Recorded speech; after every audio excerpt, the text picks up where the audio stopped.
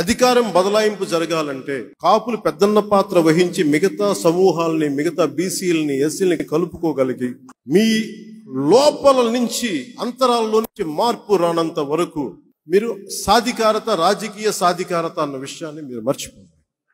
కాపులు, బీసీలు, ఎస్సీలు, ఎస్టీలు, మైనార్టీలు ఎందుకు నీ మాట వినాలి? ఈ ప్రభుత్వాన్ని మార్చడానికి మొత్తం ఈ రాష్ట్రంలో జరిగేదంతా వాళ్ళ కోసం అయితే మరి ఎవరి ప్రభుత్వం కోసం? చంద్రబాబు కోసమా?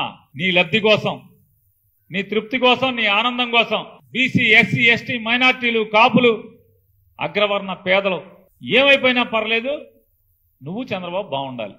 అసలు నీలో నిజాయితీ ఉంటే, ప్రజాసేవ పట్ల, ప్రజలకు సేవ చేయాలనేటువంటి లక్ష్యం పట్ల చిత్తశుద్ధి ఉంటే అసలు నీ కులంతో పనేంటి?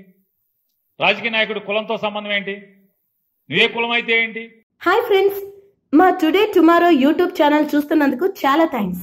మరిన్ని లేటెస్ట్ వీడియోస్ కోసం వెంటనే సబ్స్క్రైబ్ చేయండి. అలాగే ఈ బెల్ ని కూడా రింగ్ చేసేయండి. మా నోటిఫికేషన్స్ అన్ని మీ మొబైల్లో వస్తాయి. అలాగే మా వీడియోస్ మీకు నచ్చితే లైక్ చేయండి, షేర్ చేయండి, నచ్చకపోతే కామెంట్ చేయండి.